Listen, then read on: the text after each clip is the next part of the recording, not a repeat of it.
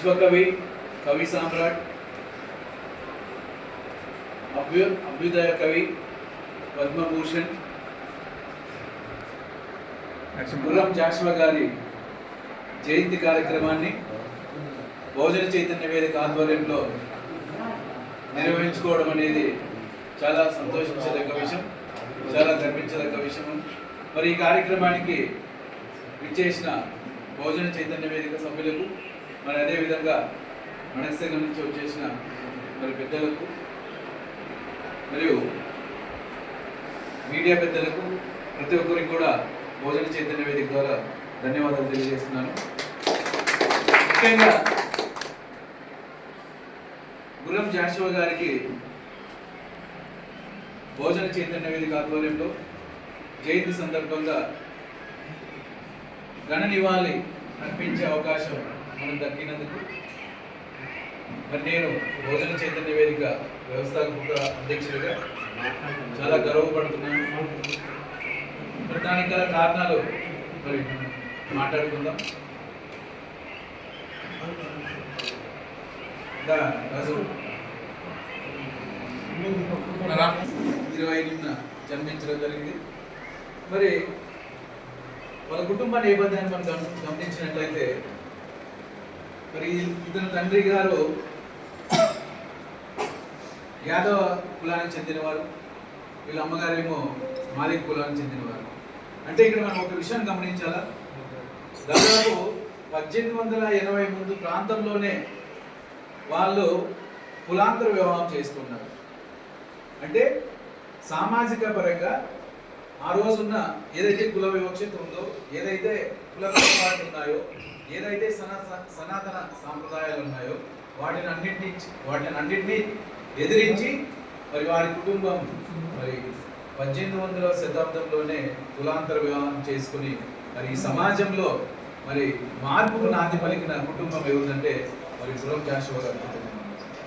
మరి ఇటువంటి నేపథ్యంలో 1895లో జన్మించిన గుర్రం జాషువా గారు మరి ఆనాడు ఉన్న పరిస్థితులు మరి అనేక వివక్షతలు ఎదుర్కొని తను ఒక బీసీ వర్గంలో జన్మించినప్పటికీ మరి వాళ్ళ అమ్మగారు ఒక ఎస్సీ కులానికి చెందిన వారు కావడం వల్ల మరి తను చదువుకునే రోజుల నుంచి అనేక రకాలుగా మరి వివక్షత, అంటరానితనం, మరి అనేక రకాలుగా అవమానాలు ఎదుర్కొంటూ విద్యార్థి దశ నుంచే మరి ఇటువంటి సమస్యలు ఏవైతే ఉన్నాయో వాటిపైన పోరాడుతూ తన విద్యాభ్యాసం పూర్తి చేసిన అనంతరం మరి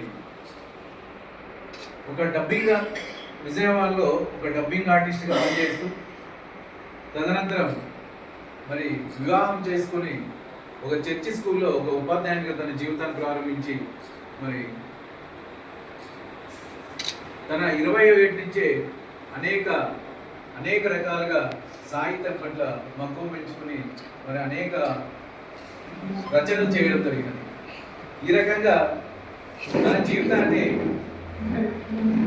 మరి మనం అనేక మంది కవుల జీవితాలను పరిశీలించినట్లయితే మరి గుర్రం జాషువా గారు తన కవిత్వాన్ని మరి ఆనాటి సమాజంలో ఉన్న అంటరానితనాన్ని, లేదంటే కుల వివక్షతను, మరి సనాతన ధర్మాన్ని, అదేవిధంగా ఆ రోజు ఉన్న మూఢ విశ్వాసాలని మరి ఈ సమాజం నుంచి పారదోలడానికి మరి తన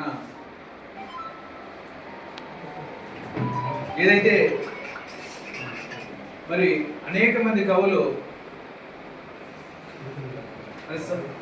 సాంప్రదాయాల కోసం కానీ లేకుంటే మరి వారి వ్యక్తిగత ప్రతిష్టను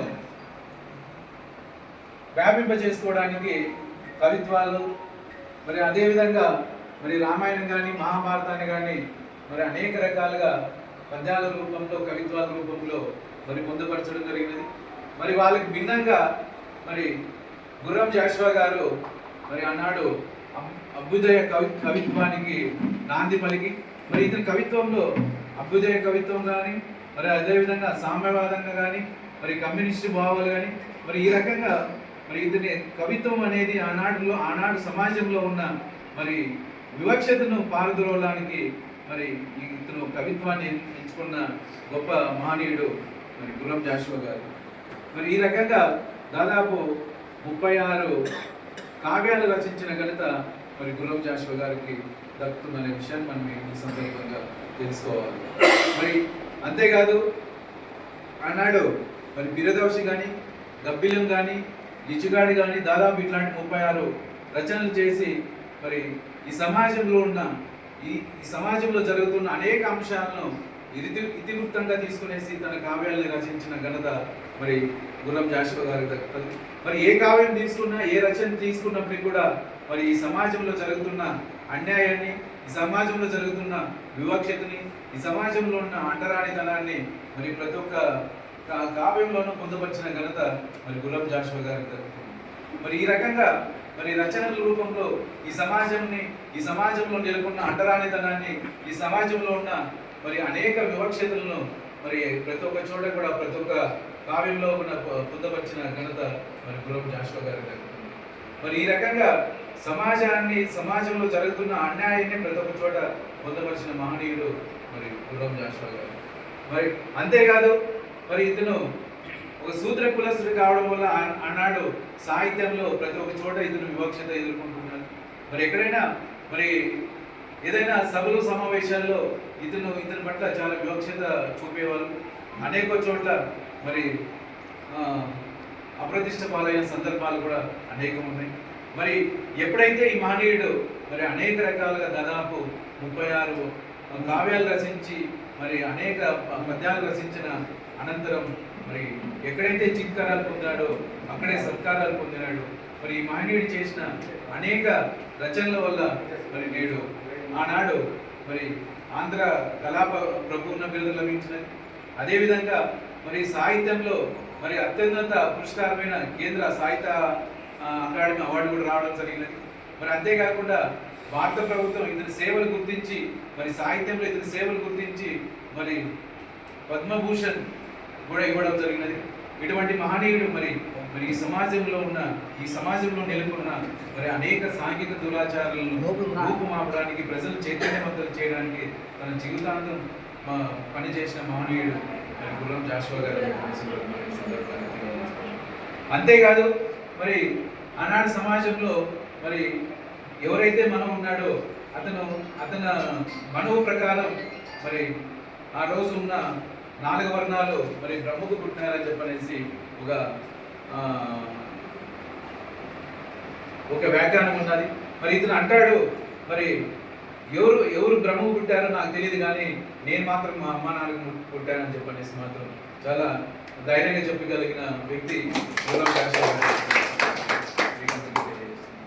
ఈ రకంగా మరి ఆ రోజు ఎక్కడైతే ఇతను అవమానాలు పొందాడో అదే ప్రాంతంలోని అటువంటి వ్యక్తులు, అటువంటి సమాజమే మరి అటువంటి వాళ్ళు ఇతనికి అనేక సత్కారాలు చేశారు. మరి గండి పిండాడం కూడా దొరకడం జరిగినది మహనీయునికి. మరి ఈ రకంగా ఎక్కడైతే అవమానం పొందాడో అదే ప్రాంతంలోనే అదే జనాలతోనే మరి మెప్పించి మరి సత్కారాలు పొందిన ఘనత గుర్రం జాషువా గారికి అని మరి ఈ సమాజానికి తన కవితల రూపంలో, పద్యాల రూపంలో, కవిత్వంతో, సాహిత్యంతో మరి ఈ సమాజానికి ఎనలేని సేవ చేసిన మహనీయుని సందర్భంగా బహుజన చైతన్య వేదిక ఆధ్వర్యంలో అతని జయంతి సందర్భంగా మరి ఈ రకంగా ఘన నివాళులు అర్పించే అవకాశం మనకు దొరికినందుకు, మరి బహుజన చైతన్య వేదిక ద్వారా ఈ కార్యక్రమం చేస్తున్నందుకు మరి నాకు చాలా గర్వంగా ఉంది. అదేవిధంగా ఈ కార్యక్రమంలో పాల్పంచుకున్నందుకు మా బహుజన చైతన్య వేదిక టీం సభ్యులకు మరి ఈ కార్యక్రమానికి చేసిన ప్రతి ఒక్కరు కూడా ధన్యవాదాలు తెలియజేస్తున్నాను.